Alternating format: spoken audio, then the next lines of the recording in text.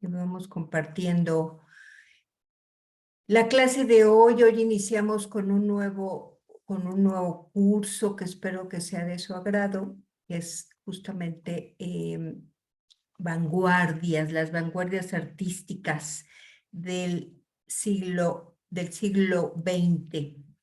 Y se conoce justamente como vanguardias históricas a los estilos artísticos que aparecieron en la primera mitad del siglo XX. Su propuesta rupturista fue tan radical que más de un siglo después siguen siendo el paradigma del arte de vanguardia. El término vanguardia es de origen medieval, se usaba en el lenguaje militar.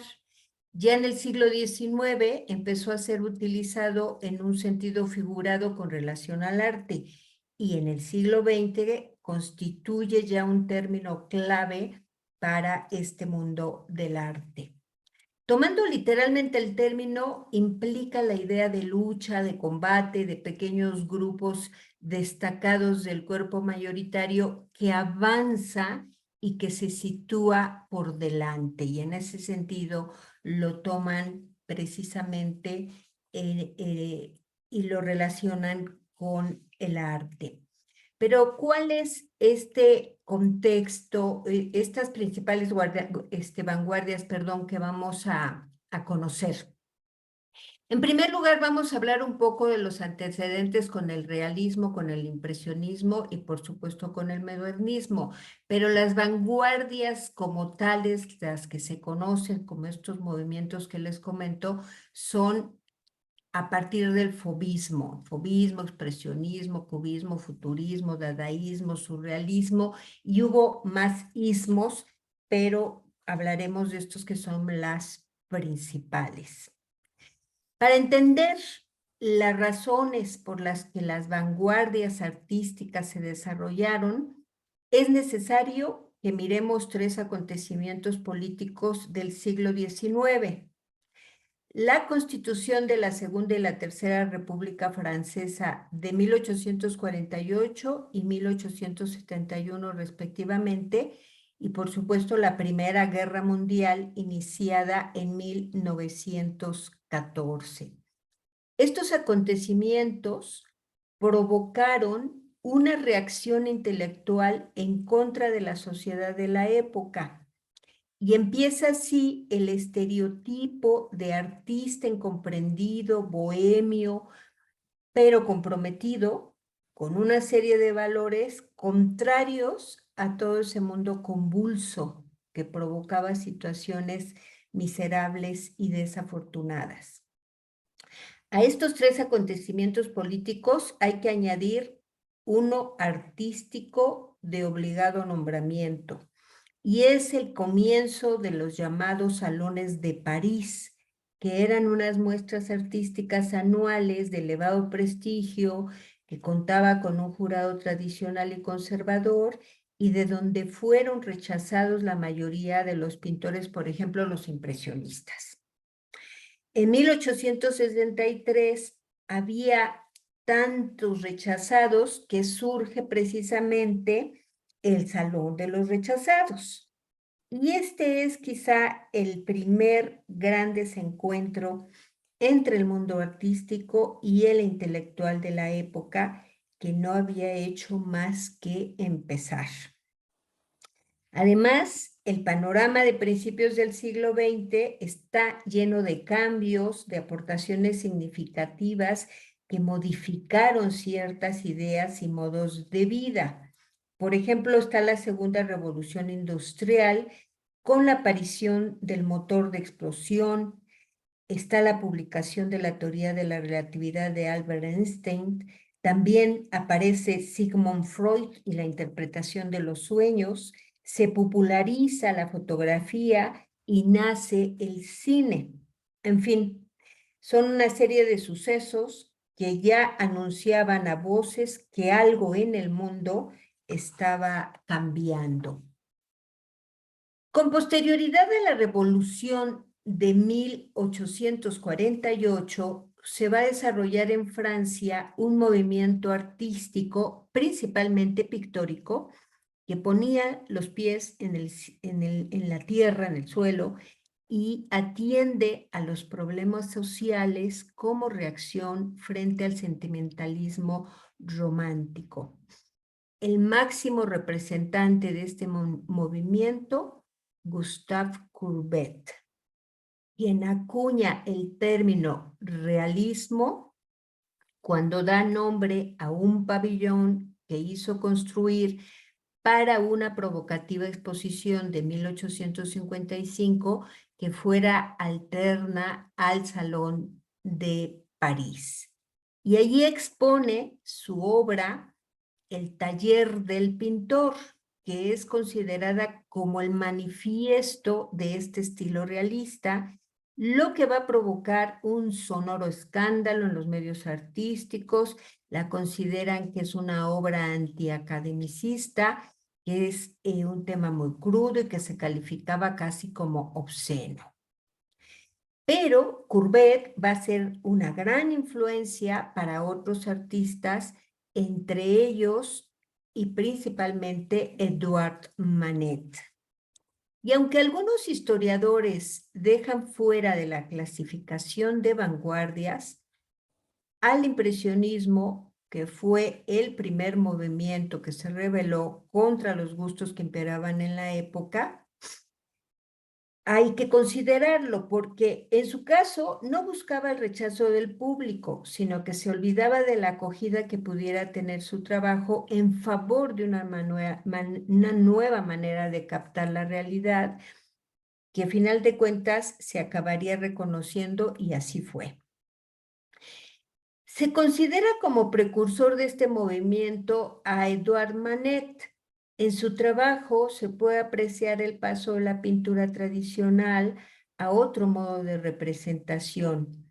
Con el paso del tiempo, Manet recurre a una pincelada directa con mucha carga, aunque nunca con tanta decisión como lo harían los siguientes autores impresionistas. Y de hecho yo siempre he considerado que realmente el padre del impresionismo, más que Edouard Manet, porque Edouard Manet está muy influenciado por el realismo de Courbet y en ese sentido es que modifica su obra, pero el padre del impresionismo es en realidad Claude Monet. Él sí aboga mucho por el tipo de arte al aire libre.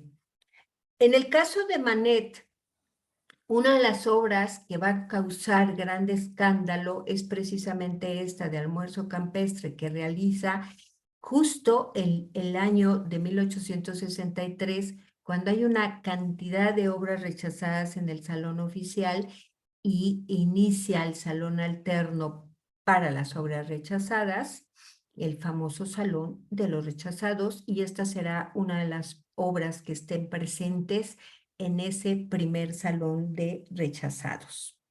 El grupo de los impresionistas lo componía Monet, Degas, Renoir, Pissarro, Sisley y Cézanne, entre otros.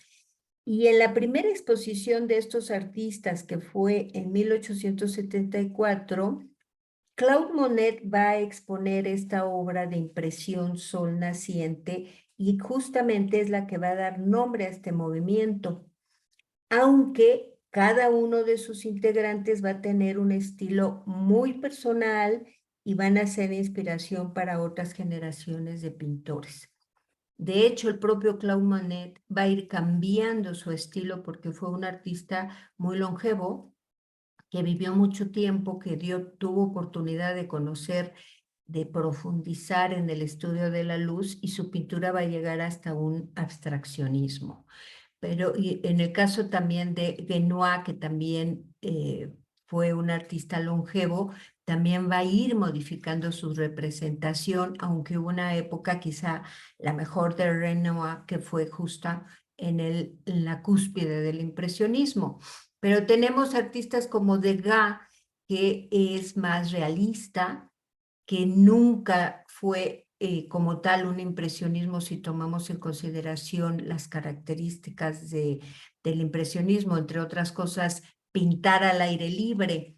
Él no pintaba al aire libre, él pintaba, hacía bocetos, hacía apuntes y luego en estudio hacía sus composiciones. Y otro artista importante fue Paul Cézanne, que será el antecedente del cubismo. También empezó con este tipo de composiciones, sí al aire libre, pero muy esquemáticas, cada vez más y más, muy geométricas, lo que llevará al antecedente del cubismo. Pero también dentro del movimiento impresionistas, hay que destacar la participación de talentosas mujeres, las mujeres siempre olvidadas en la historia del arte, pero hay talento femenino muy importante. En Francia, por ejemplo, estaban Berthe Morisot y Eva González, que fueron alumnas de Manet, y también Marie Braquemont, que estuvo muy influenciada por Monet. También estaban en la época la estadounidense Marie Cassatt, que pasó largas temporadas en Francia y lleva el impresionismo a Estados Unidos. Ella va a ser una artista muy influenciada por Degas, va a incursionar inclusive haciendo obras al pastel, con estos cortes compositivos muy al estilo de Degas, como este que vemos aquí del palco.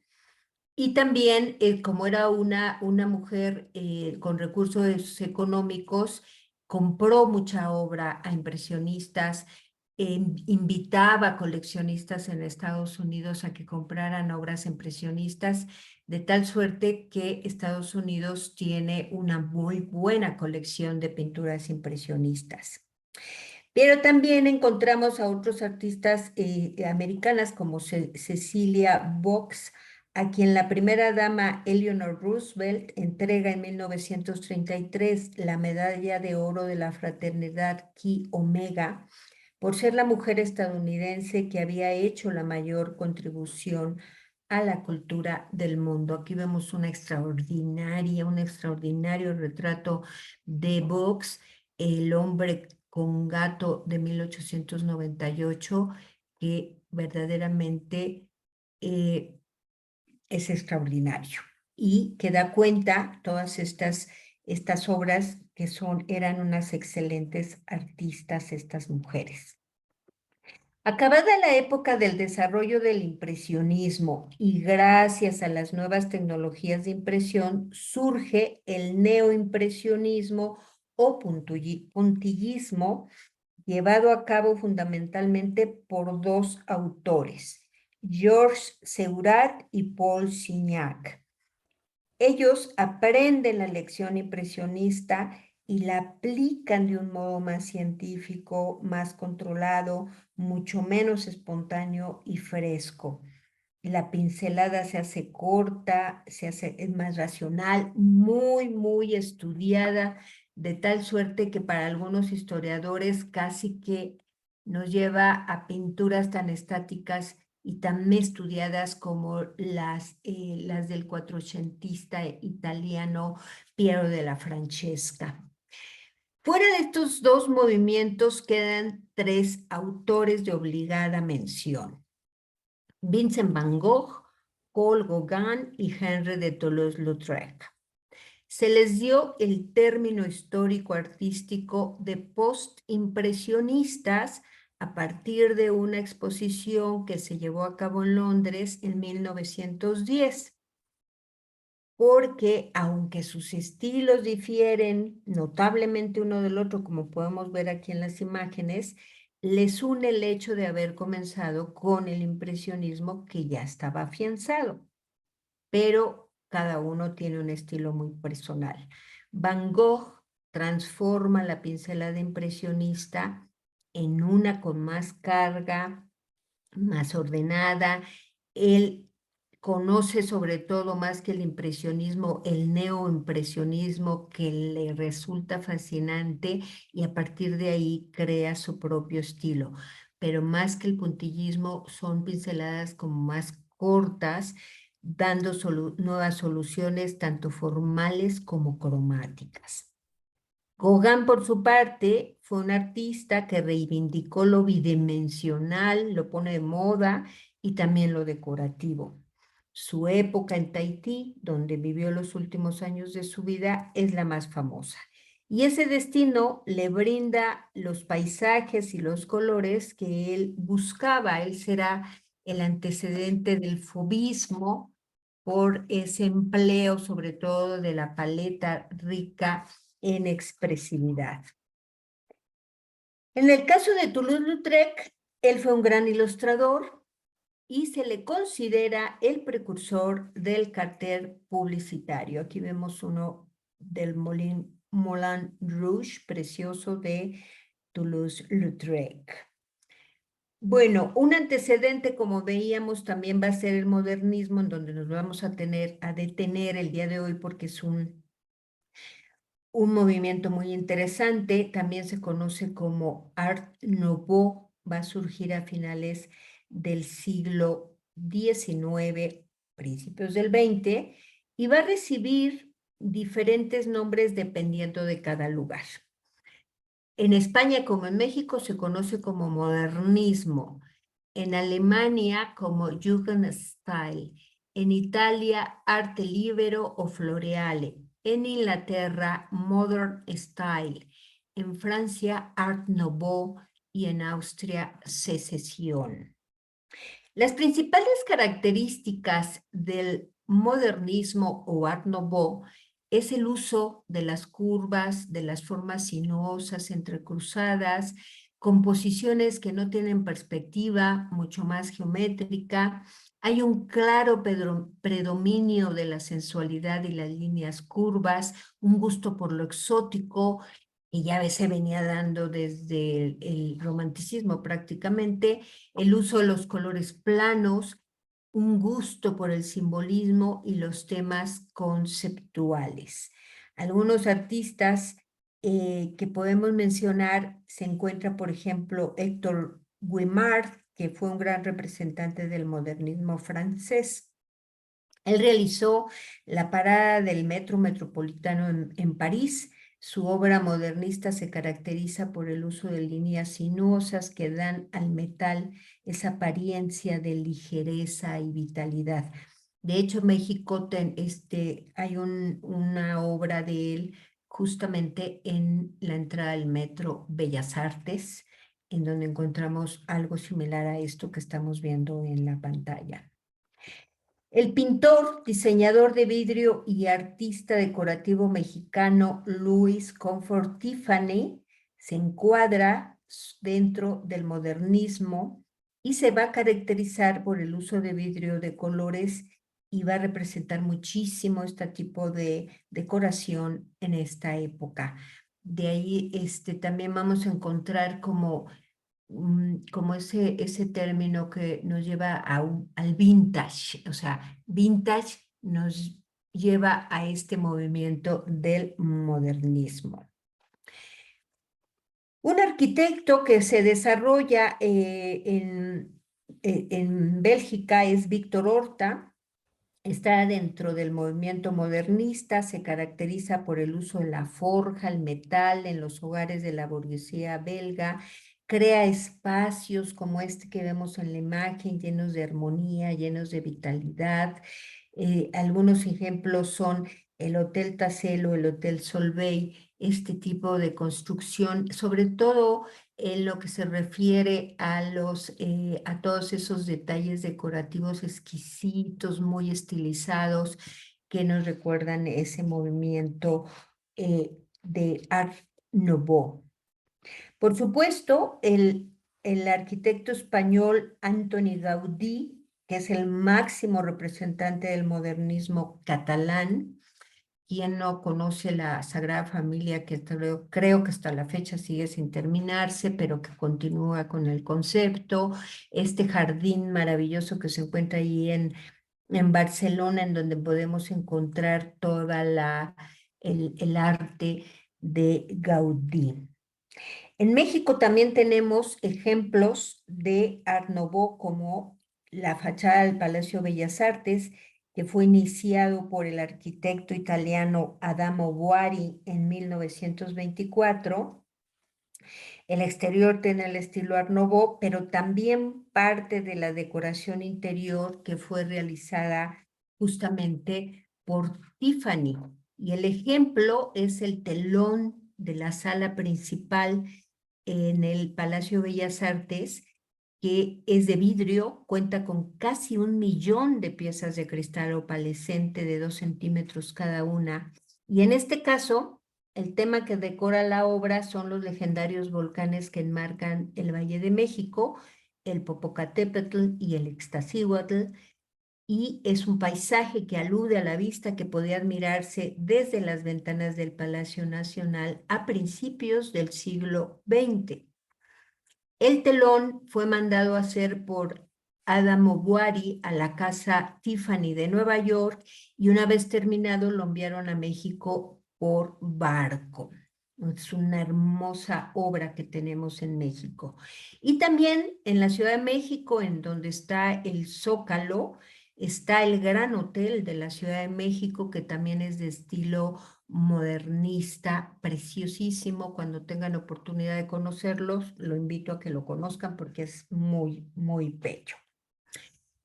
En cuanto a los artistas que se destacan dentro del modernismo, hay varios, pero el día de hoy vamos a conocer algunos de ellos. Encontramos en la línea del tiempo a Evelyn de Morgan, a las hermanas MacDonald, que contribuyeron de manera significativa a este movimiento, y por supuesto Gustav Klimt y Alfons Mucha. Y vamos a iniciar con Evelyn de Morgan, Mary Evelyn Pickering, que nació en Londres el 30 de agosto de 1855, muere también ahí en esa ciudad en 1919.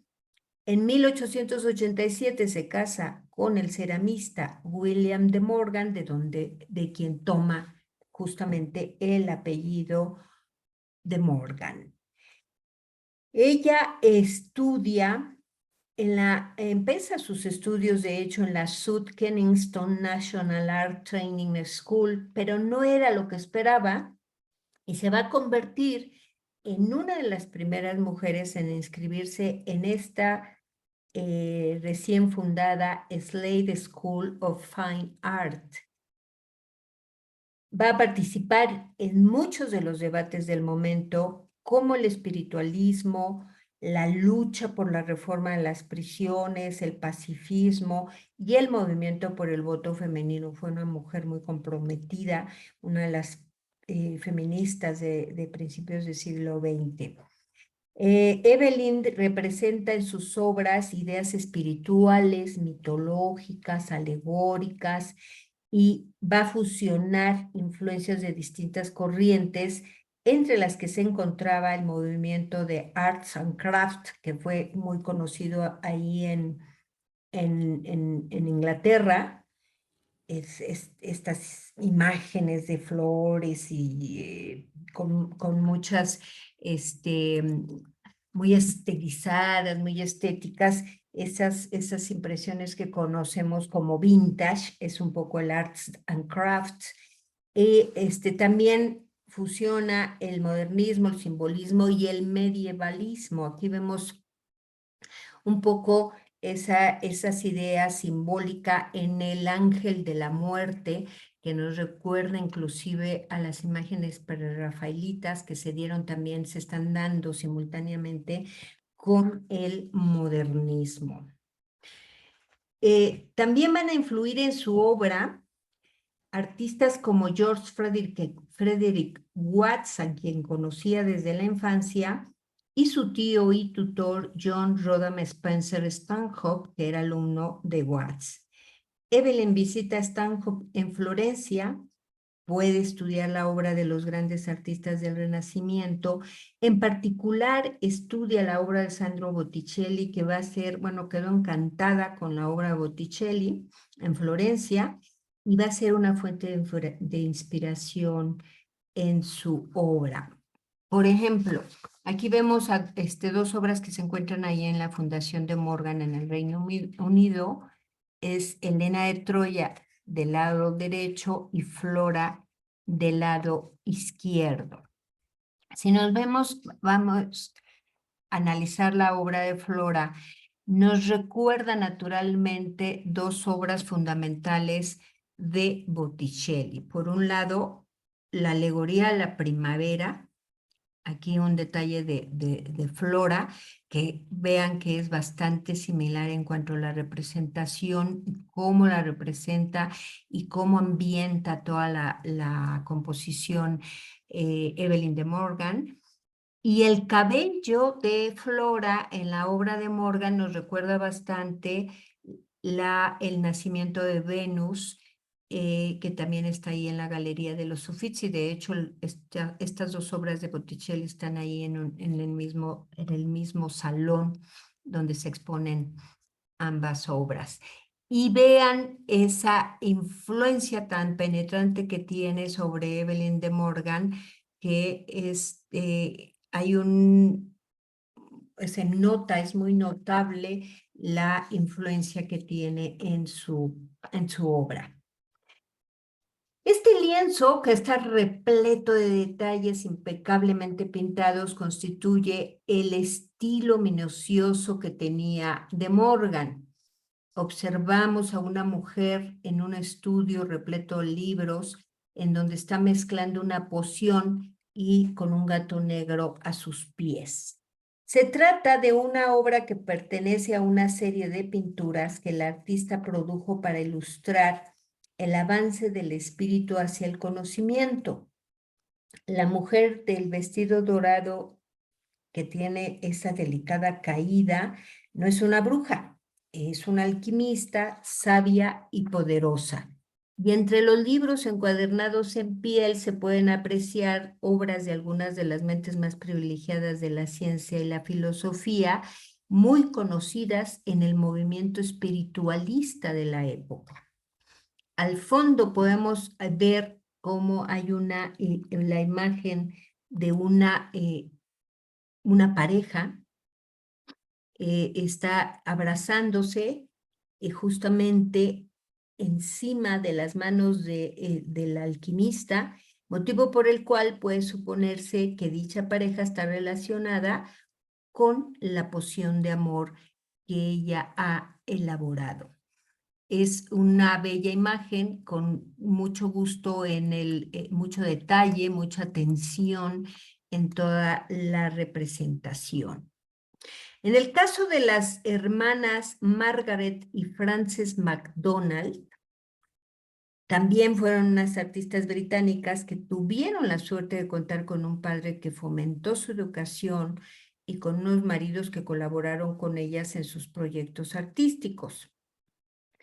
Ellas fueron artífices del Glasgow Style, un estilo que representaba imágenes alargadas, estilizadas y que ejerció una enorme influencia. En 1900, Margaret creó 3 paneles para salones de té de Glasgow. Este es uno de ellos, en donde encontramos esas figuras así alargadas, en donde va a hacer un juego, va a jugar con las formas, pero también formas geométricas, pero también con la anatomía humana, y va a crear este juego de formas muy atractivo a la vista. Al terminar sus estudios, las hermanas abrieron su propio taller. Sus carteles, anuncios y acuarelas y trabajo en metal y textiles se vendían prolíficamente y sus piezas fueron expuestas en toda Europa. Además de deslumbrar por su trabajo, estas artistas también fueron conocidas por su fraternidad. Muchas de sus obras tempranas las firmaron las dos, y en algunas de ellas no se sabe bien qué fue lo que hizo cada una de ellas. Esta es una obra que pertenece a la misma serie de la que vimos anteriormente, Rosa Blanca y Rosa Roja. Muy interesante porque nos plantea una imagen como de una mujer envuelta en una rosa, o como que si tal vez el cuerpo de la mujer sea la propia rosa por cómo va envolviéndola, como si fueran pétalos de la propia rosa que se combinan con otras de otros colores. Muy interesante la propuesta que nos hace Margaret MacDonald. Cuando se casan las hermanas, se casa, por ejemplo, Frances se casa con Herbert McNair y se muda a Liverpool. Ahí hace una vida académica, familiar. Ella sigue produciendo piezas, pero casi exclusivamente para su hogar. Por su parte, Margaret se casa con Charles Rennie Mackintosh, se quedan en Glasgow, donde él habría de convertirse en un famoso arquitecto y diseñador de muebles. A pesar de que hoy en día la figura más recordada es precisamente la de Charles Rennie Mackintosh, él y Margaret, además de ser pareja, fueron colegas durante toda su vida. Aquí vemos en la imagen una obra de Frances McDonald de primavera de 1905, muy etérea, con una paleta muy suave, muy sugestiva, con esas formas serpenteadas, muy estilizadas, que nos recuerdan justamente el modernismo, el Art Nouveau, por todo lo que adorna alrededor de estas dos mujeres. Etéreas, casi místicas, las piezas de Margaret y Frances influenciaron profundamente la obra de otros artistas de este periodo, como Hoffmann, Moser e incluso el propio Gustav Klimt, hombres que hoy son mucho más conocidos que las hermanas MacDonald. Y es interesante cómo ya en esta época están planteando materiales diferentes a los propios, como simplemente pictóricos. En esta obra, son paneles bordados de 1902, en donde recrean la decoración con apliques de seda y cuentas de lino. Este está en Escocia y nuevamente vemos esas figuras muy, muy estilizadas, muy alargadas, muy abstractas hasta cierto punto, en donde aquí nada más podemos ver que son unas figuras femeninas por el rostro.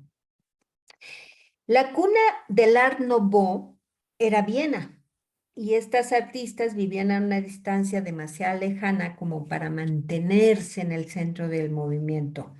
Sin embargo, la delicadeza, la fuerza y sobre todo la originalidad de sus creaciones fueron en parte responsables de uno de los estilos más encantadores de la modernidad europea. Aquí vemos otra representación de Frances, en donde nos presenta a Ofelia, ese personaje trágico del Hamlet de Shakespeare, que se ahoga en un río. Ofelia será también un personaje muy, muy representado en esta época del modernismo. El arte de estas dos hermanas, la manera en que retratan a las figuras femeninas, era un eco de sus propias vidas. Hicieron de su arte una forma de vida, una actividad que las llevó a ser exitosas, tanto comercial como intelectualmente, y por lo tanto fueron dos mujeres profundamente revolucionarias. Aquí vemos esta de Margaret MacDonald, la ópera de los mares, preciosa porque efectivamente es una obra muy vibrante en cuanto a la representación, que nos lleva justamente a imaginar el sonido de los mares con esas vibraciones que encontramos y cómo han representado las figuras. Así llegamos a este artista tan importante que fue Gustav Klimt. Él nace en 1862 en Baumgarten, Viena. Es el segundo de 7 hijos de Ernst Klimt y Anna Finster. Los 3 hijos varones de la pareja Gustav, Ernst y George demuestran un talento artístico precoz con el que su padre, que es grabador de oro, está muy contento. Pero las oportunidades laborales son escasas para los inmigrantes y Klimt vive en la pobreza durante toda su infancia. En 1876 se inscribe en la Escuela de Artes Decorativas del Museo Real e Imperial Austriaco de Arte y de Industria en Viena para estudiar pintura arquitectónica. Al contrario que muchos jóvenes artistas, Klimt acepta los principios de su formación académica conservadora. En 1877, su hermano más pequeño, Ernst, que quiere ser grabador como su padre, también se inscribe en esta escuela de artes decorativas y ambos hermanos y su nuevo compañero de clase, Franz Matz, empiezan a trabajar juntos. En 1883 terminan su formación y participan en un taller común al que llaman la Compañía de Artistas. Ahí Gustav inicia su carrera profesional pintando frescos murales para grandes edificios públicos de la capital, lo que le permite vivir cómodamente.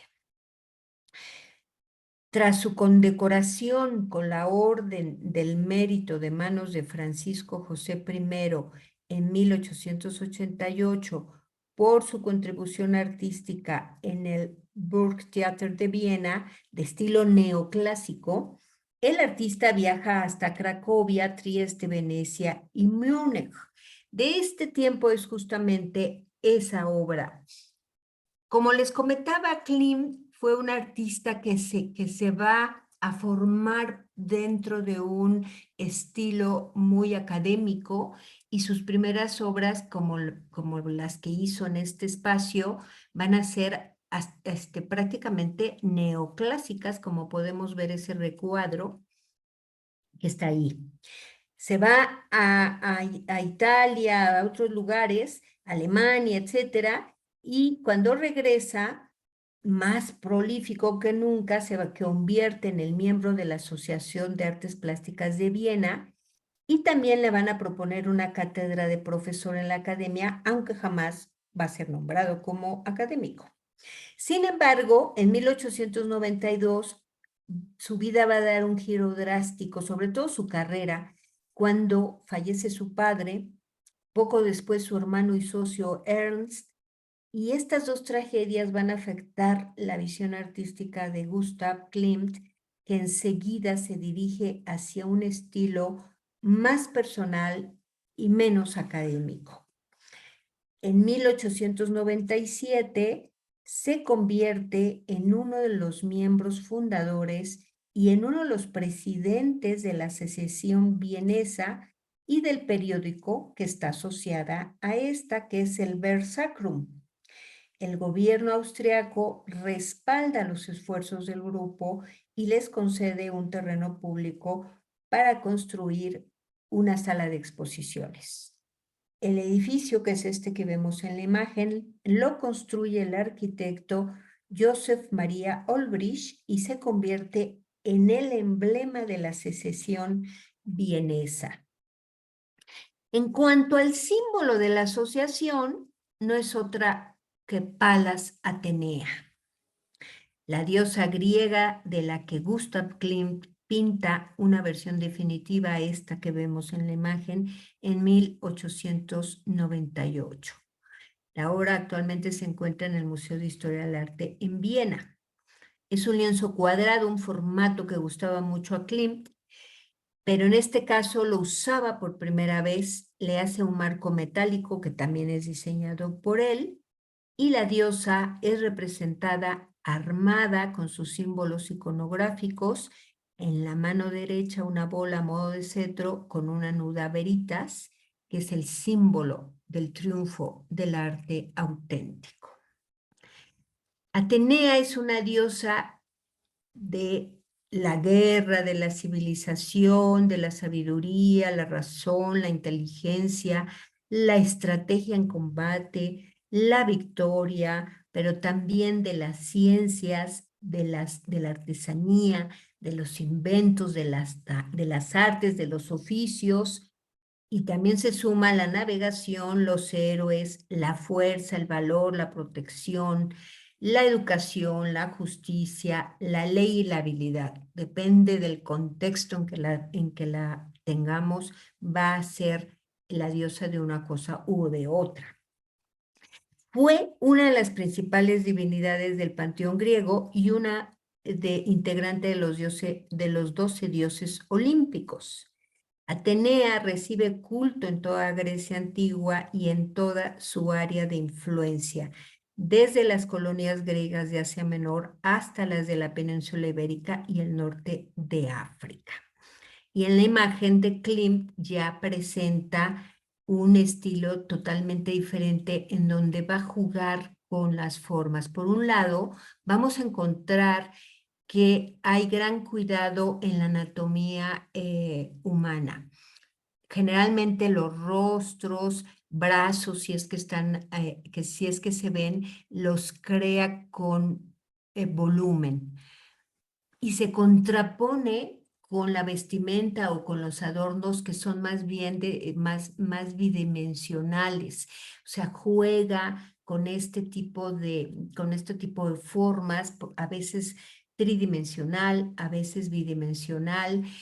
Empieza a emplear la hoja de oro por ese gusto por el arte bizantino, por los mosaicos que encontró en Rávena durante su viaje, el oro, etcétera, y empieza a crear este tipo de formas ya dentro del estilo del modernismo.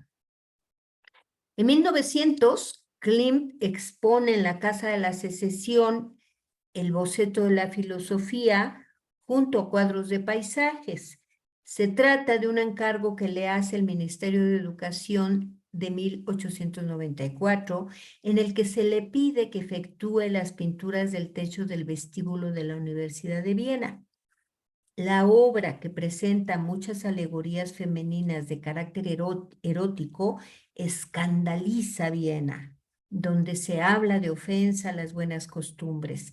Sin embargo, el pintor recibe por ella una medalla de oro en la Exposición Universal de París.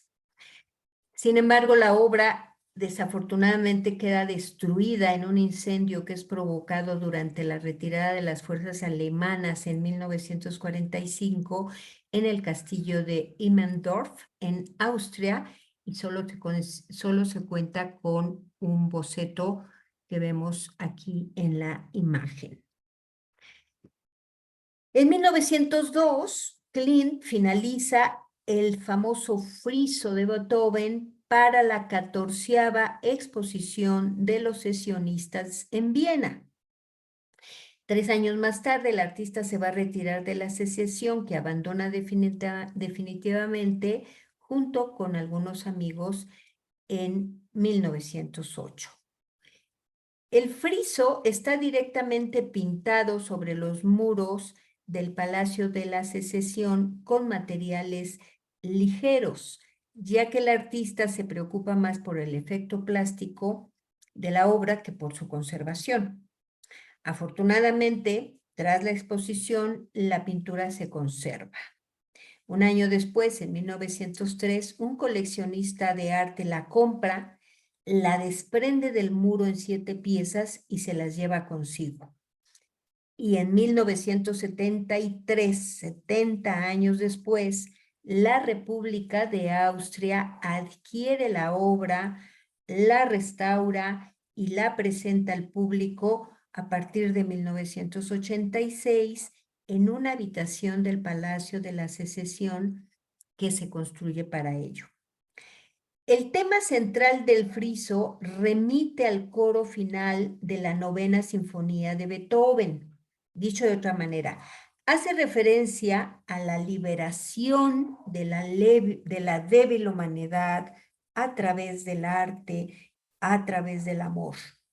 El espectador sigue ese viaje musical a través de un modo visual y lineal. De hecho, la obra se lee como un tapiz de la Edad Media. Más en particular, el friso se desarrolla en 3 zonas de muro y representa 3 escenas diametralmente opuestas, pero que se corresponden con sentimientos que suscita la novena sinfonía. La obra muestra el deseo humano de felicidad en el mundo de sufrimientos debidos a fuerzas malvadas externas, pero también a debilidades internas. A la izquierda, en el primer muro lateral, que mide casi 14 metros, la aspiración a la felicidad figuran los genios flotantes, que precisamente simbolizan este deseo. También se representa la débil humanidad sufridora, que son estos 3 personajes que vemos desnudos y descarnados. La pareja arrodillada y una joven que está levantada, y detrás, y todos ellos están rezando al invencible guerrero, que es el hombre de amarillo que vemos a la derecha, a la piedad y a la audacia, que son las 2 mujeres que están en la parte de atrás, según las descripciones del propio Klimt. Estas 3 alegorías, el guerrero, la piedad y la audacia, aparecen más grandes que las almas en sufrimiento y están ricamente adornadas con pan de oro. En el muro central de 6 metros, 30 centímetros, aparecen las potencias malvadas que destruyen las aspiraciones de la felicidad, tal y como lo indica el título del panel. Las fuerzas hostiles a la izquierda son las 3 gorgonas, que se representan como mujeres desnudas con pelo negro largo mezclado con espirales doradas que recuerdan serpientes. Y detrás de ella, en la parte superior, en segundo plano, están 3 figuras que son la enfermedad, la locura y la muerte, cuyos rostros aparecen como si fueran unas máscaras. A continuación está el monstruo Tifón, que es el padre de las gorgonas y cuyas alas azules y extremidades ondulantes ocupan casi todo el muro central. En el centro, justamente, vemos representadas la voluptuosidad, la lujuria y la intemperancia, con las figuras de estas 3 mujeres que representan de forma voluptuosa estas 3, la voluptuosidad, la lujuria y la intemperancia. Y el dolor profundo lo representa del lado derecho con la apariencia de una mujer enroscada que parece estar sufriendo. Finalmente, en el muro lateral derecho, que se conoce como el beso del mundo entero, es decir, la poesía. Vemos bajo la forma de una lirista en el extremo izquierdo, enseguida están las musas que abren las puertas de un universo hecho de felicidad y de amor, y que lleva justamente a donde está el coro de los ángeles del paraíso, que está rodeando justamente al beso del mundo entero. Esto es todo lo que representa el famoso friso de Beethoven, de la Quinta Sinfonía de Beethoven, en estas imágenes, y que se encuentra ahí en las paredes del edificio de la Secesión, y muy interesante. El último periodo de la vida de Klimt está marcado por la reacción positiva de la crítica hacia su obra y el éxito popular de su trabajo. Entonces acude a Londres y a Florencia, pero también va a Bruselas, donde va a colaborar con otros artistas en el suntuoso Palacio Stocklet. Es una residencia de un rico industrial belga. En ese momento, este palacio era uno de los mayores monumentos de estilo modernista. Este lugar es particularmente representativo del concepto del arte total, es decir, la arquitectura no se puede separar de la decoración exterior e interior, del mobiliario e incluso de los objetos cotidianos y de los jardines. El comedor está completamente recubierto por mosaicos que crean, siguiendo los bocetos de Gustav Klimt, el árbol de la vida, la espera y el cumplimiento. Lo realiza entre 1905 y 1909 y posteriormente sobre los diseños de Klimt, Leopold Forstner los hace en mármol, vidrio y piedras semipreciosas. Esta es una parte de uno de los muros que adornan el Palacio Stocklet, y el significado sería algo así como el árbol dorado de la vida, cuyas ramas en forma de espirales orgánicas abrazan las personificaciones de la expectación, es decir, la espera, y la satisfacción, el cumplimiento. Y este es el árbol en la parte central abrazando a las formas de los laterales. Vamos a ver un corto video muy interesante porque nos habla de me voy a salir para mejorar la concepto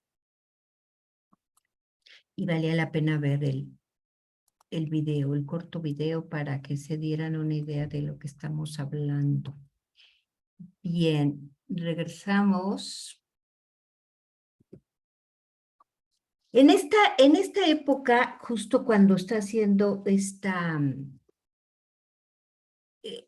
este proyecto, es cuando va a pintar sus cuadros más famosos, como El beso que veremos a continuación, y ya también inicia de Muerte y Vida, que obtiene el primer premio en la Exposición Internacional de Arte en Roma. Más adelante se organizan exposiciones en Múnich, en Budapest, en Mannheim e incluso en Dresde. Asimismo, se convierte en miembro honorario de la Academia de Artes Decorativas de Viena, mientras, por otro lado, el Ministerio de Educación le niega nuevamente una cátedra por cuarta vez.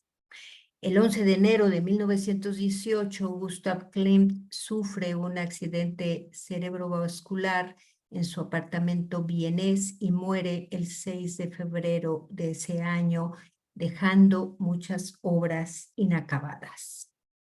Esta obra de Muerte y Vida nos plantea pues una alegoría justamente en el estilo particular de Klimt.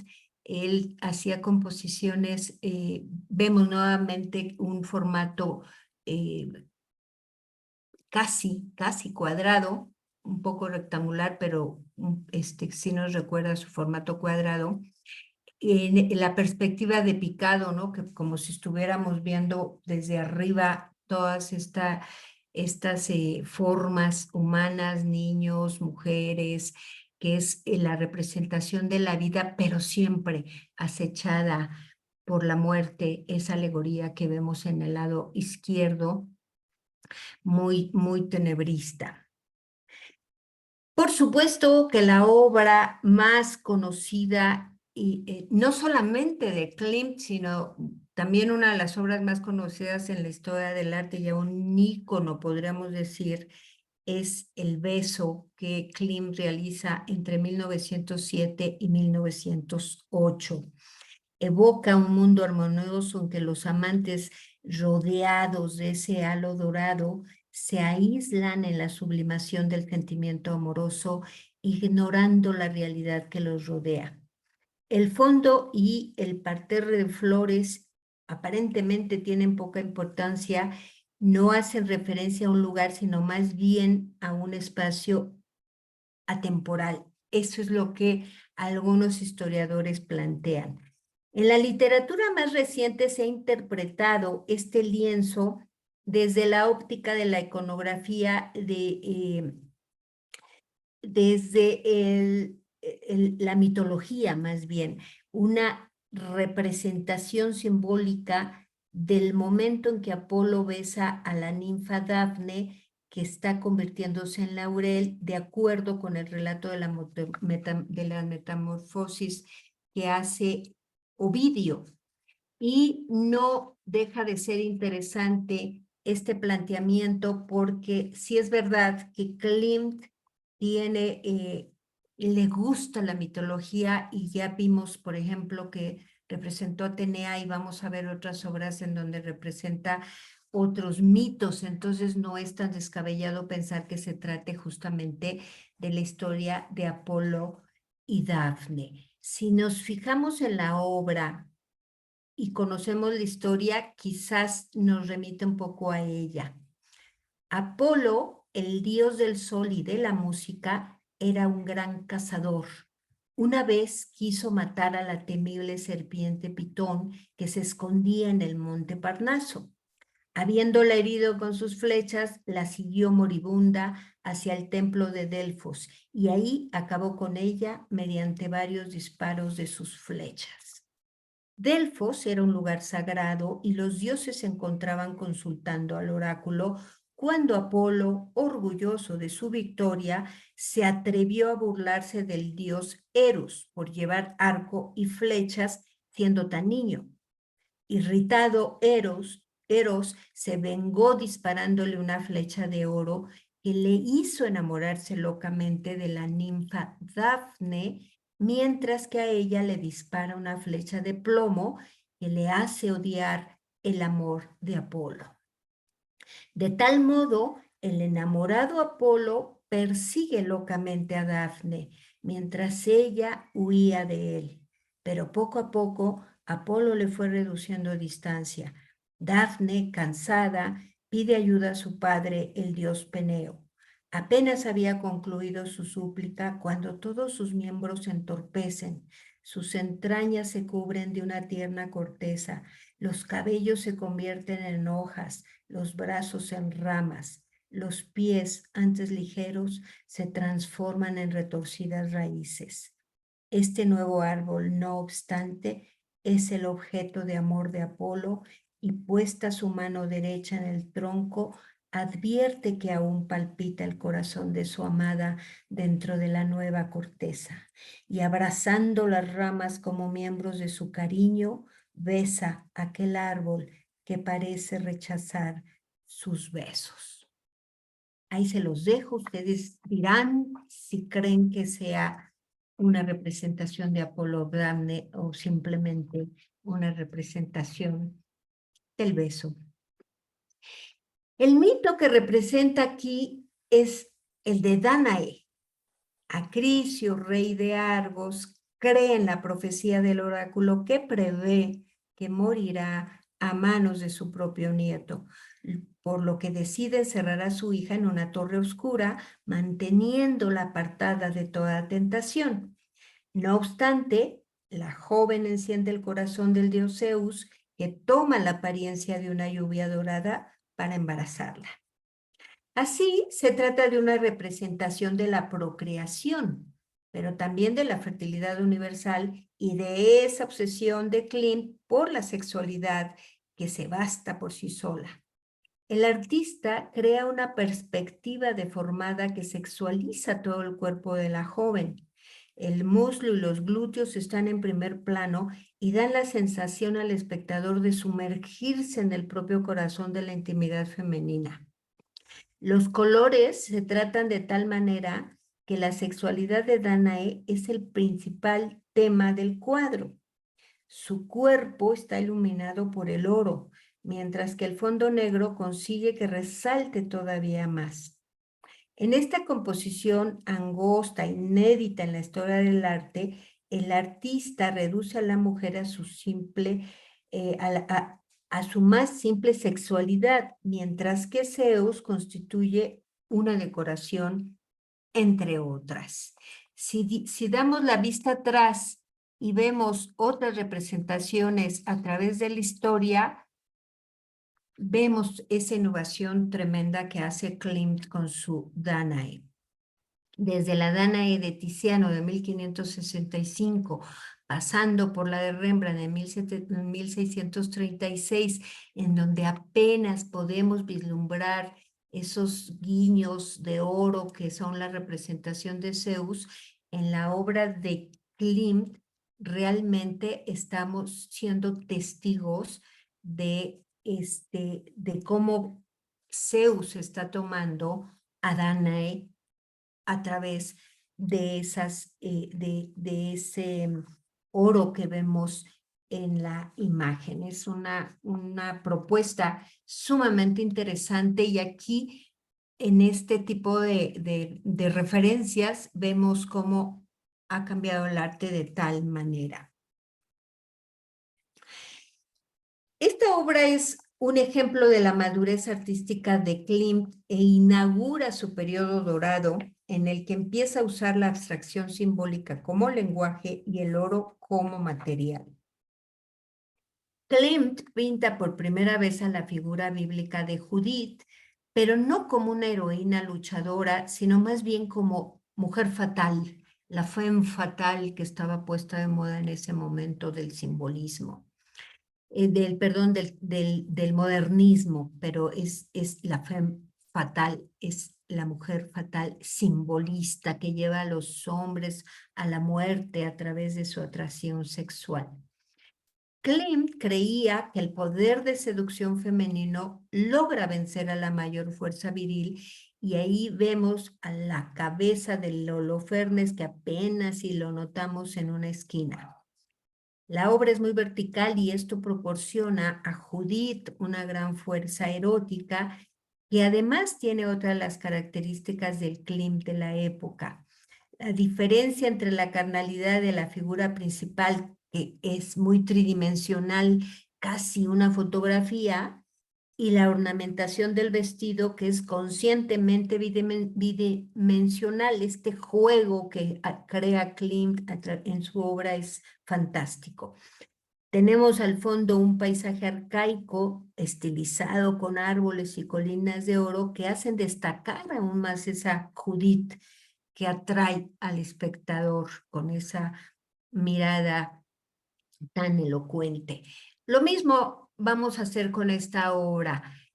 Casi que yo podría decir que la Judith de Klimt se acerca más a la poética de Giorgione de 1505, en el sentido de dos mujeres orgullosas, altivas, satisfechas de haber matado a Holofernes, en donde Holofernes apenas se aparece en Giorgione bajo la piel de Judith, que tenemos que tener cuidado de verlo porque si no, no se nos pierde en la imagen. Lo mismo sucede con la de Klimt. A diferencia, por ejemplo, de Caravaggio, que es en la época barroca, en donde hay gran dramatismo en la obra, donde tiene que haber sangre, donde tiene que haber esos rostros, esas imágenes teatrales. Y también está Goya en un momento del romanticismo, en un momento muy oscuro, como muestra en 1819 a la Judith dentro de las pinturas negras, que también son famosísimas en Goya. Bueno, pues también Klimt se va a destacar como pintor de retratos. Este va a ser el más famoso entre los que pinte Klimt y la obra maestra del llamado estilo dorado. Su elaboración fue muy larga, ya que existen dibujos preparatorios que se fechan en 1903, pero el lienzo definitivo no se va a concluir hasta 4 años después. Una vez concluido, el lienzo fue exhibido en los talleres de Viena en la primavera de 1907, pero su primera exposición pública fue en la Exposición de Arte de 1908. Adele Bauer fue una gran protectora de artistas e intelectuales. convierte su casa en uno de los centros culturales de la Viena de fin de siglo. Y la fuente de inspiración para este ícono lo encontramos justamente en los mosaicos bizantinos de Rávena que Klimt había visitado en 2 ocasiones en 1903. Incluso algunos estudiosos vinculan la obra con las Madonas italianas de la época medieval al presentar un aspecto de madre y objeto de culto.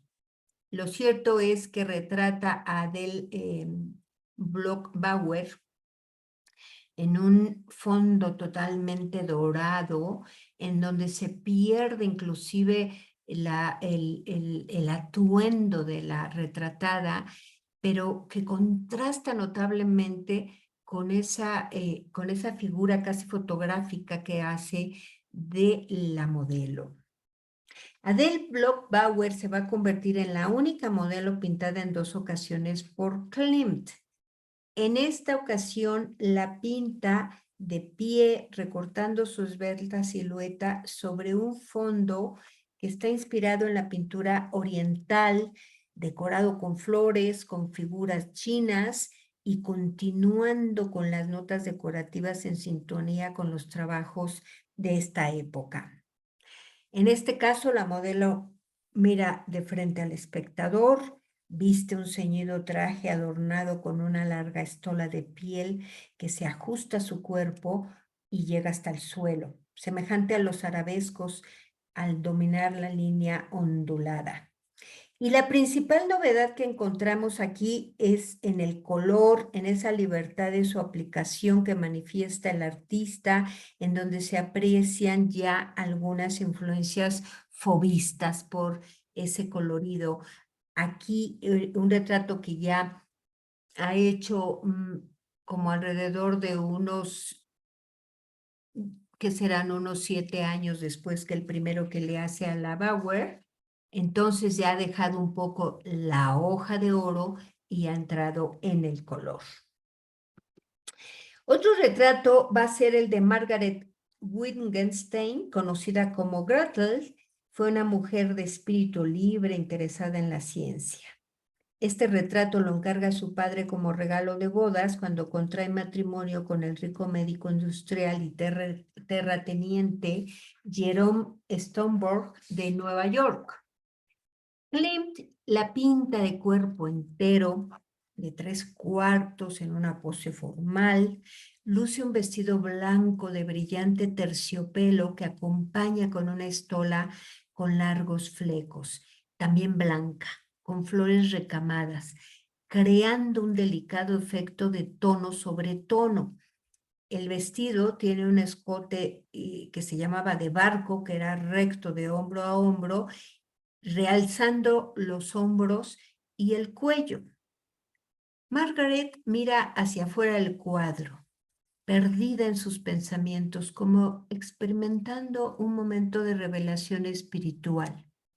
Las manos permanecen fuertemente unidas y los pies quedan fuera del cuadro. La cabeza se ve enmarcada por un motivo del fondo, un recurso luego habitual de Klimt, y sobre el fondo plano y predominantemente gris se presentan superficies rectangulares de aspecto cubista, como es típico en Klimt y como ya hemos visto en otros cuadros, que juega con las formas, con las texturas y con la figura humana, haciendo estos juegos interesantes entre lo tridimensional y lo bidimensional y cómo los complementa de una manera soberbia. En este caso, el vestido de la modelo está realizado exquisitamente por Klimt. Otro cuadro, otro retrato que es interesantísimo es este que hace a Fritza Riedler, que la interpreta sentada majestuosamente en un sillón representado como una estructura abstracta de elementos geométricos. Los patrones ondulados forman una unidad con el vestido donde apenas se ve dónde comienza uno y termina el otro. El asiento juega un papel clave en la tensión entre lo figurativo y lo abstracto. Rectángulos elegantes y sobrios contrastan con lujosas decoraciones, así como los colores fríos del vestido y el asiento destacan sobre los colores cálidos del fondo, trabajado como una superficie plana de grandes rectángulos, pero sin profundidad. Compositivamente, el trabajo está muy meditado y muy equilibrado. Dentro del formato cuadrado, la figura divide el lienzo en dos, sugiriendo un símbolo de la distinción entre dos mundos. Algunos historiadores dicen que el consciente y el inconsciente. ¿Por qué? Y aquí es donde viene lo interesante. Detrás de su cabeza hay una llamativa decoración semicircular. Es posiblemente una vidriera, como unas lámparas que están en el fondo de la habitación. Es una superficie plana, pero como un halo alrededor de la cabeza de la retratada. Intenta recordar una reminiscencia de los peinados en los retratos reales femeninos de Diego Velázquez, cuya obra Klimt había visto en Viena. Esta obra de Velázquez, la infanta María Teresa de Austria, que está en Viena y que quedó fascinado con ella, y que como Fritza Rieder parece agobiada por la carga de su clase y riqueza.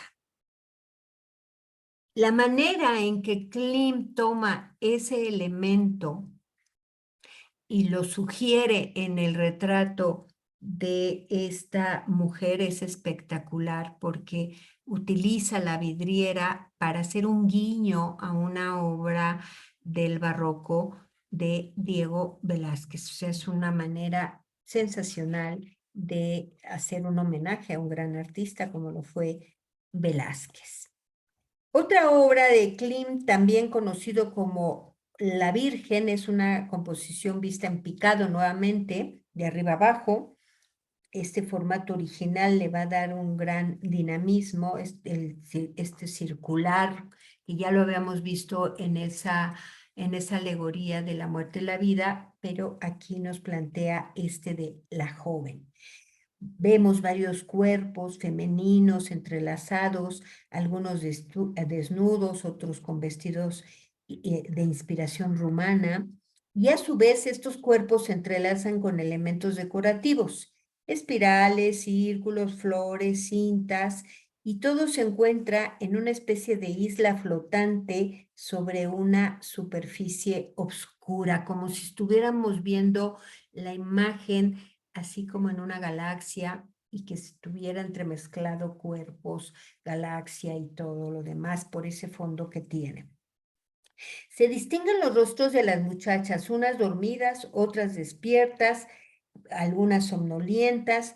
Una de ellas mira fijamente fuera del cuadro y se representan, según los historiadores, aquí diferentes etapas de la inconsciencia antes de llegar a ser mujer. Klimt utiliza colores suntuosos y una riqueza en los ornamentos que le dan un aire oriental. Estas composiciones geniales de Klimt en donde se mezclan los cuerpos, en este caso para dar esa idea, pone la joven o bien como virgen, estamos hablando de una sola persona, pero que a la vez es muchas personas porque así es el alma humana. También realizó Klimt numerosas obras en donde dejó plasmada su mirada de la naturaleza. Aunque los primeros paisajes de Klimt datan de 1881, la mayoría de estos paisajes los va a realizar a partir de 1900 y sobre todo de fechas cercanas a su muerte. Pintaba campos, bosques, jardines en sus momentos más íntimos cuando no encontraba esa paz en Viena, se iba al campo y pintaba estos paisajes. Generalmente utilizaba el formato cuadrado, que ya vimos que era un formato que le atraía mucho para hacer sus composiciones. Y plantea estos esquemas que nos recuerdan, por supuesto, el neoclasicismo, el puntillismo, por cómo los genera con esa pincelada con pequeños toques cortos. Se ve que hay muchísimo trabajo detrás, es muy laborioso, y cómo crea estas imágenes de árbol con estas diferentes texturas y con una gran profundidad en la imagen. Klimt paseaba con un visor para descubrir motivos idóneos para sus paisajes y con un catalejo para filtrar la naturaleza percibida y predisponerla según sus necesidades. El visor, que era un sencillo y refinado recurso, lo utilizaba para incluir el paisaje en un sector cuadrado que respondiera a sus ideas estéticas. Desde 1899 utilizaba en sus cuadros un soporte cuadrado para desplegar un espectro de la exuberante naturaleza veraniega en el equilibrio armónico de esta forma geométrica clásica. Qué interesante. Y nuevamente vemos ese guiño hacia el puntillismo, que es lo que es esa pincelada muy cortita con la que va creando toda esta exuberancia de los árboles en un gran bosque. Klimt pintó más de 50 veces el paisaje de Attersee en la Alta Austria, que era donde se iba a veranear, y pintaba el lago, los bosques circundantes, los huertos, las flores sueltas y también edificios como este de la Casa del Guardabosques, con esa técnica puntillista y con pequeños toques de pincelada. Estos paisajes suelen calificarse como piezas recreativas por la libertad de temas y posibilidades de experimentación pictórica. Fueron pintados durante los meses de verano y resalta aquí la diferencia entre su pintura invernal, que consistía mayoritariamente en retratos por encargo. Klimt estaba estrechamente unido a la naturaleza y de hecho sorprende que no pintara más paisajes y flores y que ya le dedicara más tiempo después de 1900. Y este cambio se suele relacionar con su deseo de realizar una especie de inmigración interior y de desligarse de sus compromisos sociales, o sea, de escaparse a la naturaleza. En este cuadro que hace de la avenida de Schlosskammer Park de 1912, vemos nuevamente esa pincelada vibrante, pequeños trazos y una paleta muy luminosa, también muy vibrante, muy brillante, que inclusive nos recuerda a pintura faunista porque expresa mucho a través del color. Bueno, ahora vamos a ver un artista checo, que fue Alfons Maria Mucha, un pintor y artista decorativo checo y uno de los exponentes más destacados del periodo Art Nouveau. Sus diseños se caracterizan por las líneas sinuosas, los arabescos, las flores de tallos finos y retorcidos, mujeres de largas y sueltas cabelleras y profusión de sedosos pliegues. Esta imagen nos remite a lo que actualmente conocemos como vintage.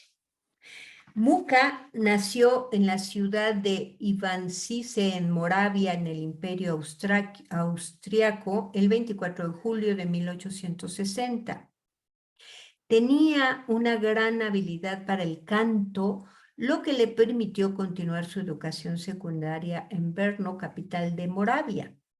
Sin embargo, desde niño se sintió principalmente atraído por el dibujo. Con el apoyo financiero del conde Cuen Velassi, Mucha se une a la Academia de Arte de Múnich, donde va a permanecer durante 2 años. Múnich es un importante centro de pintura y arte visual en ese momento. y la academia es la segunda en importancia internacional.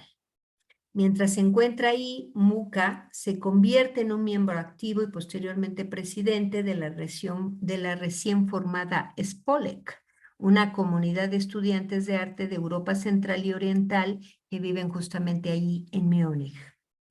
En 1894 recibe el encargo de realizar un cartel publicitario sobre la obra de teatro Gismonda, que vemos aquí, de la actriz Sarah Bernhardt y de su Teatro del Renacimiento.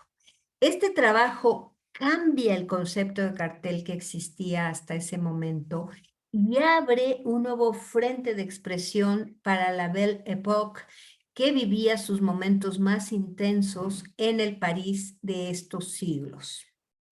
La actriz, Sarah Bernhardt, que dio el visto bueno a los diseños, firmó un contrato de exclusividad con Mucha por 6 años. Los carteles del artista ayudaron a que el nombre de la actriz se volviera famoso en otros países. Mucha no solo fue responsable de los carteles publicitarios, también de las escenografías, de los vestuarios del Teatro del Renacimiento, y fue esta obra que vemos aquí en la imagen con su estilo exuberante y estilizado lo que le dio tanta fama como numerosas comisiones. Este tipo de obras, de carteles como este, bueno, son famosísimos todavía actualmente.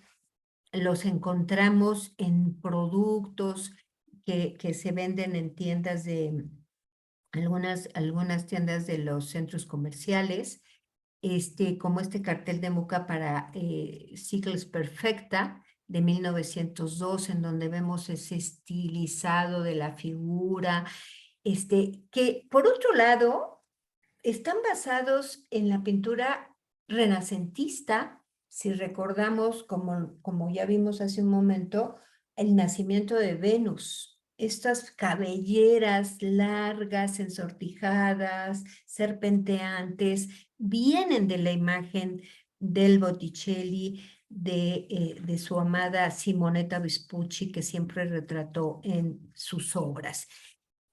¿Qué es lo que hace el Mucha, estos artistas modernistas que a partir de íconos crean figuras muy estilizadas y las utilizan como cartel?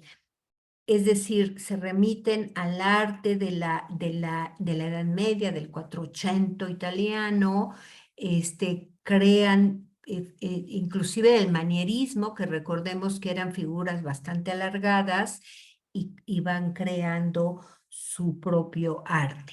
Aquí la actriz Maude Adams, caracterizada como Juana de Arco, el cartel fue creado por Mucha en Chicago y como cartel fue publicado por primera vez ahí antes de 1923 y luego fue un regalo de A.J. Kobler al Museo Metropolitano de Arte de Nueva York en 1920.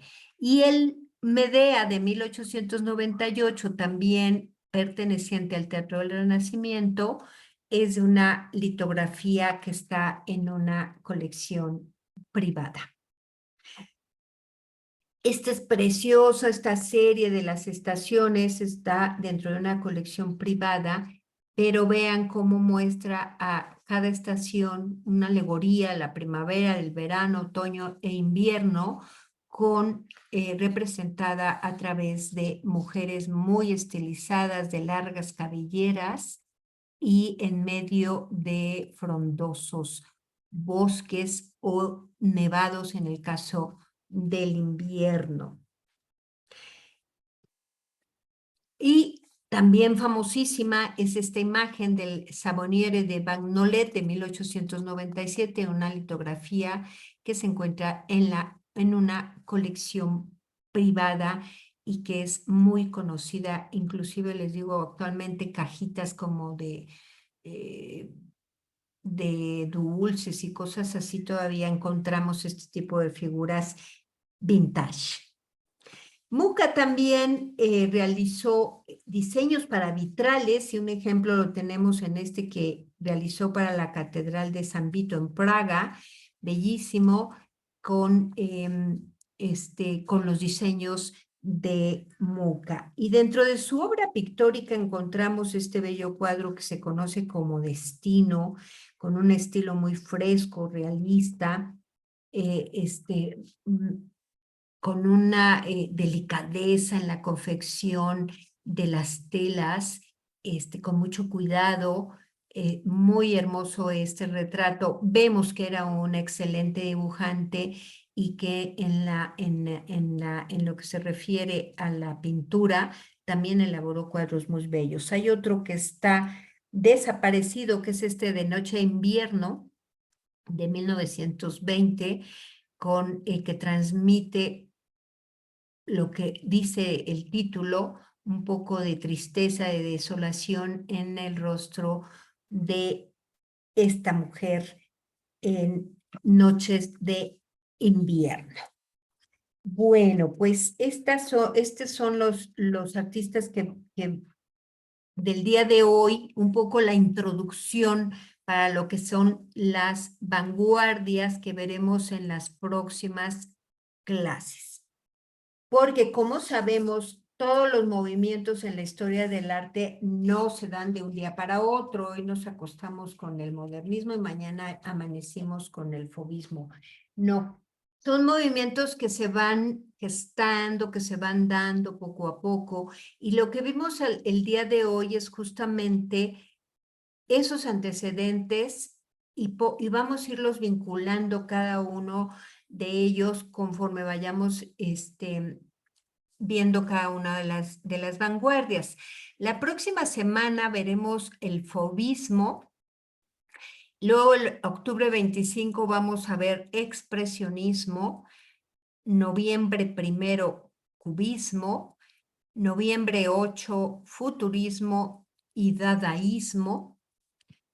Y ya en noviembre vamos a dedicar 2 clases al surrealismo porque es un movimiento, bueno, pues que llegó para quedarse, mejor dicho.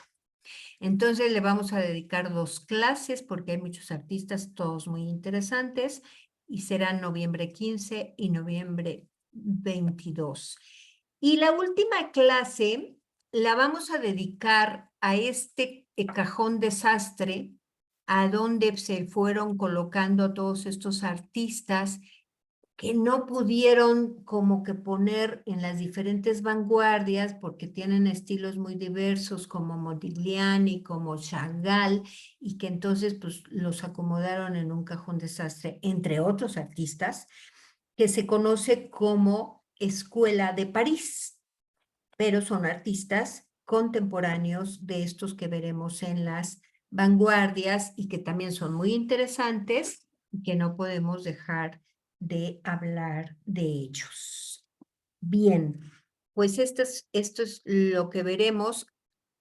Aquí les puse para mayor información para algunos de las personas que fueran nuevas, aunque creo que no entró ninguna, pero les voy a poner el link de YouTube en los grupos para que lo envíen a quienes ustedes consideren que puedan estar interesados, no se pierdan de esta clase y probablemente se sumen en las siguientes clases. Entonces, bueno, pues es todo de mi parte y no sé si tengan algún comentario sobre la clase. Sí, yo